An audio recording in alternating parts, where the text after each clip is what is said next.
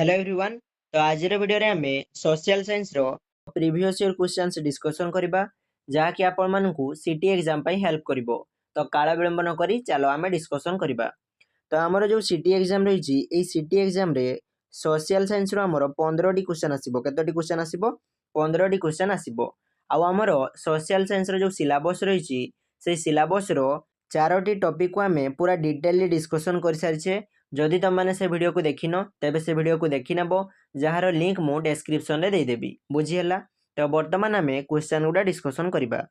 तो हमर प्रथम क्वेश्चन रही छी in which year Mahatma Gandhi return to India from South Africa.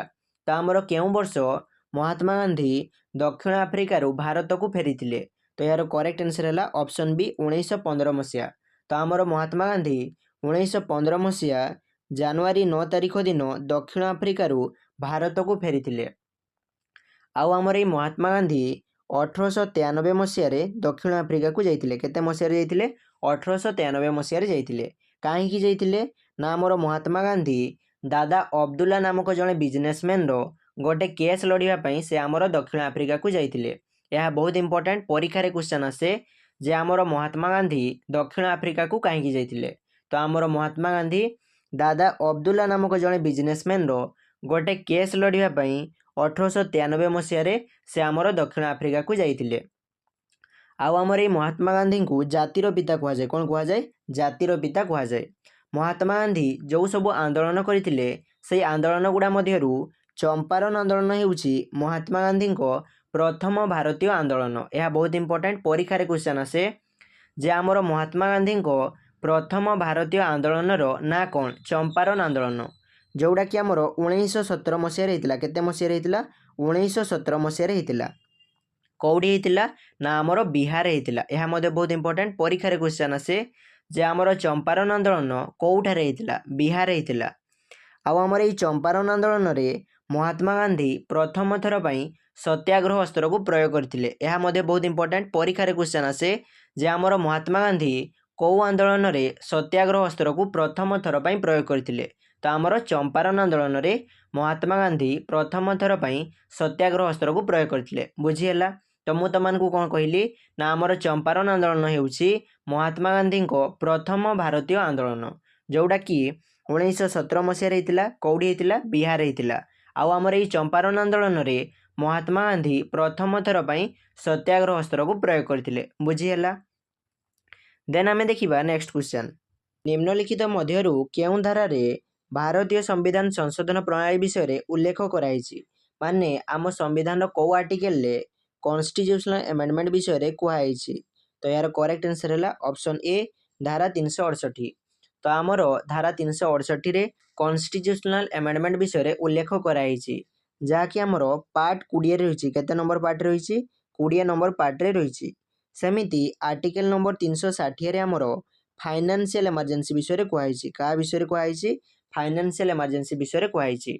आउ आमर ये फाइनेंशियल इमरजेंसी भारत रे थरे मध्य लागिनी। यह बहुत इंपोर्टेंट परीक्षा रे क्वेश्चन आसे जे आम भारत रे केते थर फाइनेंशियल इमरजेंसी लागिछि? तो आम भारत रे थरे मध्य फाइनेंशियल इमरजेंसी लागिनी। बुझीला? आउ आमर ए इमरजेंसी विषय रे कहबाकू गले आम संविधान रे 3 प्रकार इमरजेंसी विषय रे कुहाइछि। गोटे है आमर नेशनल इमरजेंसी, आ गोटे है आमर स्टेट इमरजेंसी, आ गोटे है आमर फाइनेंशियल इमरजेंसी। जो आमर नेशनल इमरजेंसी रही से नेशनल इमरजेंसी विषय रे आमर आर्टिकल नंबर 352 रे कुहाइछि। केते नंबर आर्टिकल रे कुहाइछि? 352 नंबर आर्टिकल रे कुहाइछि। आउ आमर ये नेशनल इमरजेंसी आम भारत रे 3 थर लागिछि। केते थर लागिछि? 3 थर लागिछि। सेमिति स्टेट इमरजेंसी विषय रे आमर आर्टिकल नंबर 356 रे मेंशन कराइछि। केते नंबर आर्टिकल रे मेंशन कराइछि? ना आमर 356 नंबर आर्टिकल रे मेंशन कराइछि। सेमिति फाइनेंशियल इमरजेंसी विषय रे आमर आर्टिकल नंबर 360 रे मेंशन कराइछि। केते नंबर आर्टिकल रे मेंशन कराइछि? 360 नंबर आर्टिकल रे मेंशन कराइछि।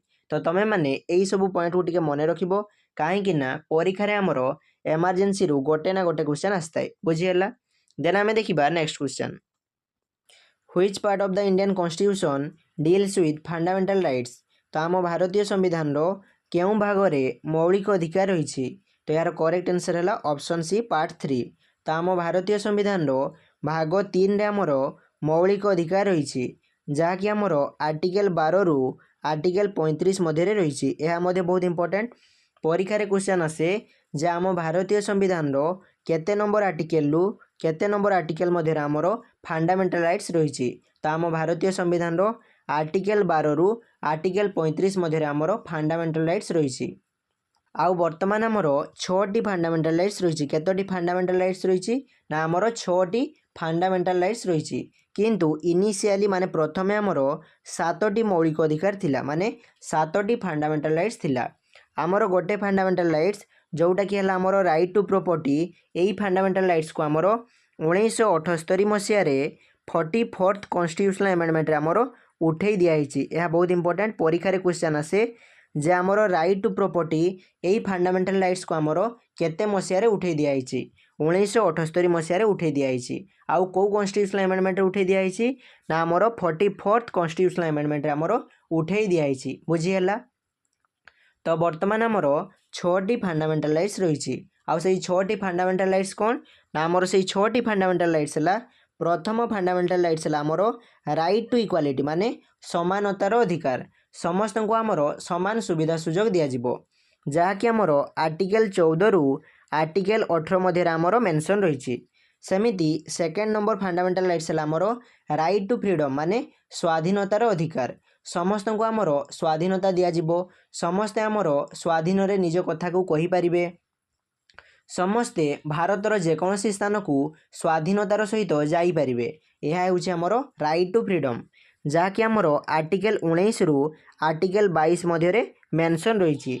सेमिति 3 नंबर फंडामेंटल राइट्स है आमर राइट अगेंस्ट एक्सप्लॉयटेशन माने शोषण विरोध रे अधिकार तुमको कहीं शोषण करें ना माने तमें जदि काम करुच तुमको लोक मैंने मजूरी देवे बिना मजूरी रे तुमको कहीं काम करई पारिबे नहीं। यह हूँ आमर राइट अगेंस्ट एक्सप्लॉयटेशन जहाँकि आमर आर्टिकल 23 और 24 मेंशन रही। बुझीगला। सेमिति 4 नंबर फंडामेंटल राइट्स है आमर फ्रीडम ऑफ रिलीजन माने धर्मगत स्वाधीनता तुम्हें जेकोसी धर्म को ग्रहण करि तुमको कहीं धर्म नेवाई बाध्य करें ना। यह हूँ आमर फ्रीडम ऑफ रिलीजन जहाँकि आमर आर्टिकल 25 रु आर्टिकल 28 मध्य मेंशन रही। सेमिति 5 नंबर फंडामेंटल राइट्स है आमर कल्चरल एंड एजुकेशनल राइट्स माने तमर संस्कृतिगत आउ शिक्षागत अधिकार रही। समस्त व्यक्ति को आमर शिक्षा दिज्व समस्ते आमर तांकर संस्कृति को जानवे। यह हूँ आमर कल्चरल एंड एजुकेशनल राइट्स जहाँकि आमर आर्टिकल 29 रु आर्टिकल 30 मध्य मेंशन रही। आउ आमर 6 नंबर फंडामेंटल राइट्स है राइट टू कॉन्स्टिट्यूशनल रिमेडीज माने संविधान को प्रतिवाद करिवार अधिकार तमर जदि यही 5टी फंडामेंटल राइट्स क्षुण्ण हुए तेबे तुमे यह विरोध में आईनगत पदक्षेप नहीं पार माने तुमे यह सुप्रीम कोर्ट रे जाई कहि पारिबो बा हाईकोर्ट रे जाई कहि पारिबो। यह हूँ आमर राइट टू कॉन्स्टिट्यूशनल रिमेडीज जहाँकि आमर आर्टिकल 32 रु आर्टिकल 35 मध्य मेंशन रही। तो आमर केतोटी फंडामेंटल राइट्स रही 6टी फंडामेंटल राइट्स रही। आउ से 6टी फंडामेंटल राइट्स कौन ना आमर right to equality right to freedom right against exploitation freedom of religion cultural and educational rights right to constitutional remedies. तो आमर ये 6टी फंडामेंटल राइट्स रही। बुझीगला। तो देन आम देखा next question which article of the Indian constitution deals with elementary education as a fundamental right of people. तो आम भारतीय संविधान केउं अनुच्छेद प्राथमिक शिक्षा लोकों मौलिक अधिकार भाव में संबंधित करे माने आम भारतीय संविधान कौ आर्टिकल कहुई जे आमर प्राथमिक शिक्षा हूँ गोटे मौलिक अधिकार। तो यार करेक्ट आंसर है ऑप्शन सी आर्टिकल 21A। तो आमर आर्टिकल 21A कहुई जे आमर प्राथमिक शिक्षा हूँ गोटे मौलिक अधिकार। आउ आमर ये आर्टिकल 21A कहुई जे आमर 6 रु 14 वर्षर पिला फ्री एंड कंपलसरी एजुकेशन दिज्व माने मागणा और बाध्यतामूलक शिक्षा दिज्व। बुझीगला। सेमिति आर्टिकल 19 रे आमर freedom of speech and expression विषय कहुई माने कहिबार स्वाधीनता विषय कहुई आउ तमें भारतर जेकोसी स्थान को निर्भय रे जाई परिबो एई कथा आमर आर्टिकल 19 रे कहुई। आउ स्पेसिफिकाली आर्टिकल 19 रो ए रे आमर freedom of speech and expression विषय कहुई माने कहिबार स्वाधीनता विषय कहुई।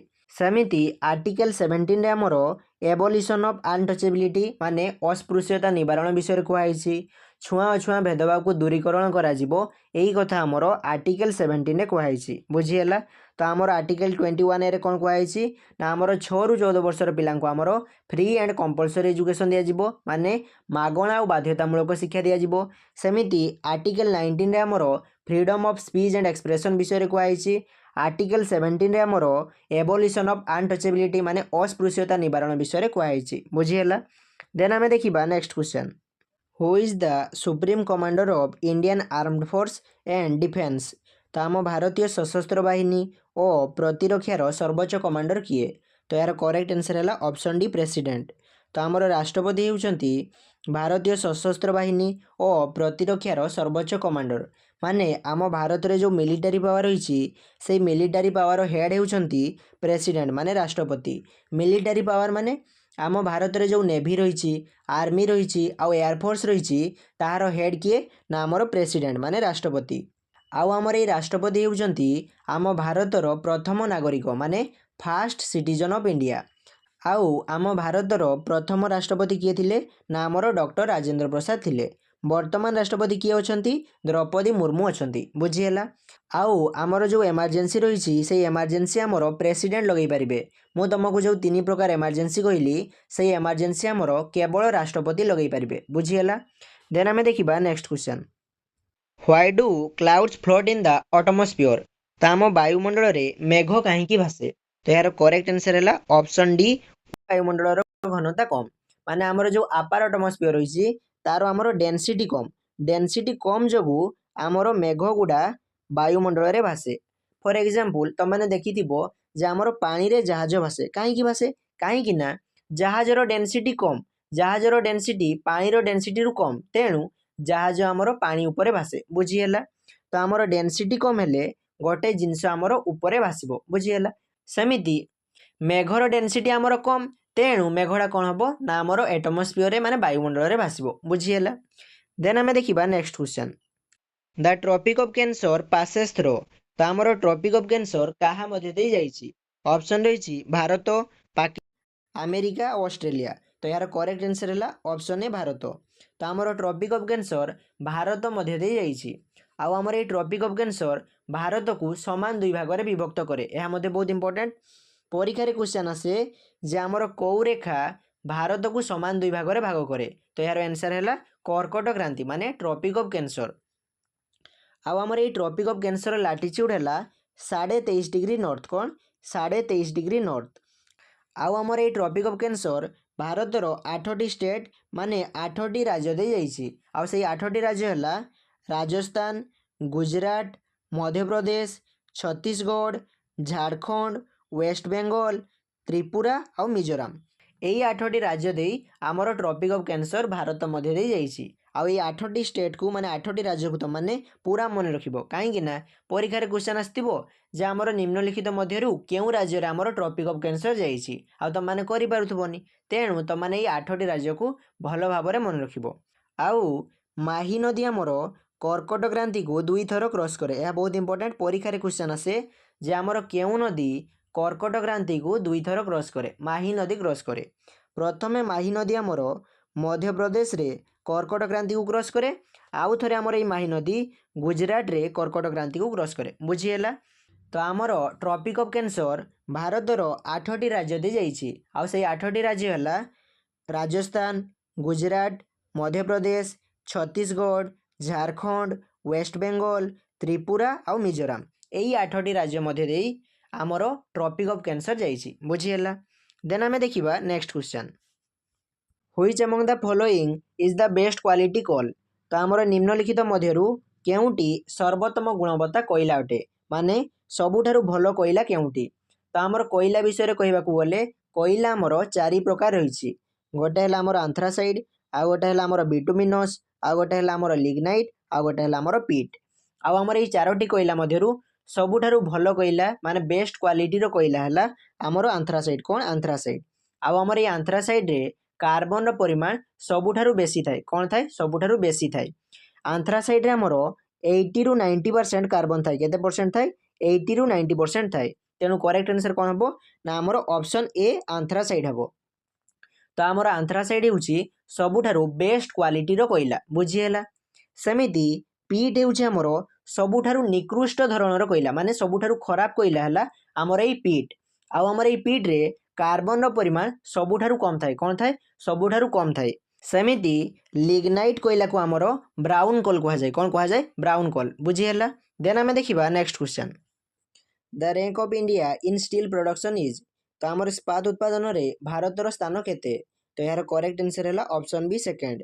तो आम भारत हेउची स्टील उत्पादन रे द्वितीय माने सेकंड। सेमिति स्टील उत्पादन रे फास्ट किए ना आमर चाइना। चाइना हेउची स्टील उत्पादन रे आमर फास्ट। सेमिति स्टील उत्पादन रे थर्ड किए ना आमर जापान। जापान हेउची स्टील उत्पादन रे आमर थर्ड माने तृतीय। तेबे स्टील उत्पादन रे फास्ट किए ना आमर चाइना। सेकंड किए भारत, थर्ड किए जापान बुझीहेला। देन आमे देखिबा next question. Which of the following is a characteristic of deciduous trees. तो आमर पर्णमोची गछर केउंटी गोटे वैशिष्ट्य अटे? तो यार करेक्ट आंसर हैला ऑप्शन डी। एक निर्दिष्ट ऋतु रे सेगुड़िक पत्र झड़ा दियंती। तो आमर पर्णमोची अरण्यर गछ गुड़ाक गोटे निर्दिष्ट ऋतु रे पत्र झड़ा दियंती। तेणु करेक्ट आंसर कौन हम ना आमर ऑप्शन डी हम बुझीहेला। देन आमे देखिबा next question. Select the correct order of the layers of the earth from outside to inside. तो आम पृथ्वीर जो सब स्तर रही से स्तर गुड़ी तुम सठिक क्रम सजाड़। केमी सजाड़ ना आमर आउटसाइड रु इनसाइड को माने बाहर भीतर को तुम क्रम सजाड़। तो मुझे तुमको कही आमर जो पृथ्वी रही पृथ्वीर बाहर स्तर को कौन कह जाए ना आमर क्रस्ट कह जाए, जहाँ को ओडिया रे आमर भूतक कह जाए। कौन कह जाए? भूतक कह जाए। आउ आमर ये क्रस्ट होउची आर्थ रो आउटर मोस्ट लेयर माने आम पृथ्वीर सबुठारु बाहर स्तर कौटी ना आमर क्रस्ट, जहाँ को ओडिया रे आमे भूतक कहिताउ। क्रस्ट भीतर को आमर किए रही ना आमर मांटाल रही। किए रही? मांटाल रही। सेमिति मांटाल भीतर को आमर कोर रही। कौन रही?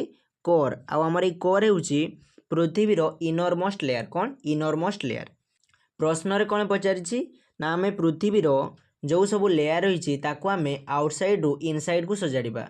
तेणु आमर आउटसाइड किए रही ना क्रस्ट रही। क्रस्ट भीतर को किए रही ना आमर मांटाल रही। मांटाल भीतर को किए रही ना आमर कोर रही। तो यह होउची आमर सीक्वेंस। तेणु करेक्ट आंसर कौन हम ना आमर ऑप्शन बी हम भूतक मांटाल और कोर बुझीहेला। तो आमर पृथ्वीर सबुठारु बाहर स्तर किए रही? भूतक रही, जहाँ को इंग्राजी में आम क्रस्ट कहू। ता भीतर को आमर मांटाल रही, मांटाल भीतर को आमर कोर रही। आउ ये विषय रे आमे पूरा डिटेल थ्योरी क्लास करिछे। जदि तुम माने देखिनो तबे देखि नेबो, जार लिंक मु डिस्क्रिप्शन रे दे देबी। Which was the idea of concurrent list in the Indian constitution borrowed from. तो आम भारतीय संविधान रे समवर्ती तालिकार विचार माने आमर जो कॉन्करेंट लिस्ट रही ये कॉन्करेंट लिस्ट रो विचार केउ देशर संविधान रु आणाई। तो यार करेक्ट आंसर हैला ऑप्शन सी ऑस्ट्रेलिया। तो आमर ऑस्ट्रेलिया रो संविधान रु कॉन्करेंट लिस्ट रो आइडियाटा आणाई। सेमिति आयरलैंड कॉन्स्टिट्यूशन रु आमर डीपीएसपी ए फीचर्सटा आणाई। डीपीएसपी रो फुल फॉर्म हैला directive principle of state policy. यह बहुत इंपोर्टेंट परीक्षा रे क्वेश्चन आसे जे आम भारतीय संविधान रे डीपीएसपी ए फीचर्सटा कौ देशर संविधान रु बोरोड कराई। तो यार आंसर हैला आयरलैंड। सेमिति कनाडार कॉन्स्टिट्यूशन रु आमर फेडरल फीचर्स यही आइडियाटा आमर बोरोड कराई। फेडरल फीचर्स माने आमर जो पावर्स रही पावर्सटा आमर डिवाइड कर दिया जिवो। माने आमर जो पावर रही से पावर को आमर स्टेट गवर्नमेंट और सेंट्रल गवर्नमेंट मध्य भाग कर दिया जिवो। यह होउची आमर फेडरल फीचर्स, जहाँकि आमर कनाडार कॉन्स्टिट्यूशन बोरोड कराई। सेमिति जापान रो कॉन्स्टिट्यूशन रु आमर procedure established by the law माने गोटे नियम को लागू करिया पई कौन कौन प्रोसीडियर रहिबा दरकार एई आइडियाटा आमर जापान रो कॉन्स्टिट्यूशन रु आणाई। सेमिति यूनाइटेड स्टेट ऑफ अमेरिका माने यूएसए रो कॉन्स्टिट्यूशन आमर कौन बोरोड कराई ना आमर जो प्रिएम्बुल रही फंडामेंटल राइट्स रही सेगुड़ा आमर यूएसए माने अमेरिका रो कॉन्स्टिट्यूशन रु बोरोड कराई।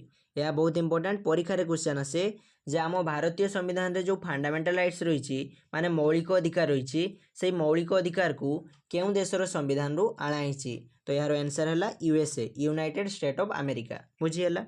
सेमिति आमर जो फंडामेंटल ड्यूटीज रही से फंडामेंटल ड्यूटीज को आमर यूएसएसआर माने रूसिया रु आमर आणाई। एटा बहुत इंपोर्टेंट परीक्षा रे क्वेश्चन आसे जे आमर भारतीय संविधान रे जो फंडामेंटल ड्यूटीज रही से फंडामेंटल ड्यूटीज को कौ देशर संविधान रु आणाई। तो आमर यूएसएसआर माने रूसिया कन्स्टिट्यूशन आमर फंडामेंटल ड्यूटीज ए फीचर्सटा आमर अणाई बुझीगला। देन आम देखा next question which among the following option is known as old stone age that is blah blah blah. तो आमर ये प्रश्नटा कहवाक चाहूँगी निम्नलिखित विकल्प गुड़ा मध्यरु केउटी पुरातन प्रस्तर जुग भाव जनाशुना। तो मुझे तुमको जिते स्टोन एज विषय पढ़ाई सेतेबेले कही जे आमर जो ओल्ड स्टोन एज रही से ओल्ड स्टोन एज को आमर कौन कहुए ना आमर पालियोलिथिक एज कहुए कौन कहुए पालियोलिथिक एज कहुए। सेमिति आमर जो न्यू स्टोन एज रही ताको आमर कौन कहुए ना आमर नियोलिथिक एज कहुए कौन कहुए नियोलिथिक एज कहुए। आउ आमर पालियोलिथिक एज आउ नियोलिथिक एज मध्य जो एज रही ताको आमर मेजोलिथिक एज कहुए कौन कहुए मेजोलिथिक एज कहुए। सेमिति जो जुगरे आदि मानव माने आमर कपर आउ स्टोन मिश्रित धातु को व्यवहार कले ताको आमर चाल्कोलिथिक एज कहगला कौन कहगला चाल्कोलिथिक एज कहगला। तो आमर ओल्ड स्टोन एज को कौन कहुए ना आमर पालियोलिथिक एज कहुए। सेमिति न्यू स्टोन एज को कौन कहुए ना आमर नियोलिथिक एज कहुए बुझीगला। देन आम देखा next question which layer of the earth is made up of liquid metals including iron nickel and sulphur. तो आम पृथ्वीर केउं स्तरटी तरल धातुरे तैयारी ता सहित आयरन निकेल और सल्फर को नहीं तैयारी होइछि। तो यार करेक्ट आंसर है ऑप्शन ए आउटर कोर। तो आमर आउटर कोर लिक्विड मेटल्स माने तरल धातु को नहीं तैयारी होइछि ता सहित आयरन निकेल और सल्फर को नहीं तैयारी होइछि। जेतेबेले कि इनर कोर आमर आयरन आउ निकेल को नहीं तैयारी होइछि आउ सॉलिड मेटल्स को नहीं तैयारी होइछि। को मेटल्स को नहीं तैयारी होइछि सॉलिड मेटल्स को नहीं तैयारी होइछि। आमर कोर जो दुईटी पार्ट्स रही गोटे है आमर इनर कोर आउ गोटे है आमर आउटर कोर। आमर जो आउटर कोर रही ताहा आमर लिक्विड स्टेट रे थाए माने तरल अवस्था रे थाए जेतेबेले कि इनर कोर आमर सॉलिड स्टेट रे थाए को स्टेट रे थाए सॉलिड स्टेट रे थाए। आउ आमर ए कोर निकेल आउ फेरम ए दुईटी मेटाल को नहीं तैयारी होइछि तेणु कोर को आमर निफे कहुए कौन कहुए निफे कहुए। सेमिति क्रस्ट आमर सिलिकॉन आउ आलुमिनियम यही दुईटी मेटाल को नहीं तैयारी होइछि तेणु क्रस्ट को आमर सियाल कहुए कौन कहुए सियाल कहुए।